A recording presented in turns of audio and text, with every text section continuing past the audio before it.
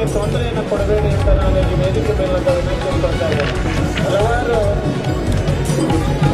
ನಾವು ನಾನು ವಿಜಯ ಮಹಾಂತೇಶ್ವರ ತಾಲೂಕಿನ ಪರವಾಗಿ ನಾನು ಎಲ್ಲ ಸಂಪರ್ಕದಲ್ಲಿ ವಿನಂತಿ ಮಾಡಿಕೊಳ್ತೀನಿ.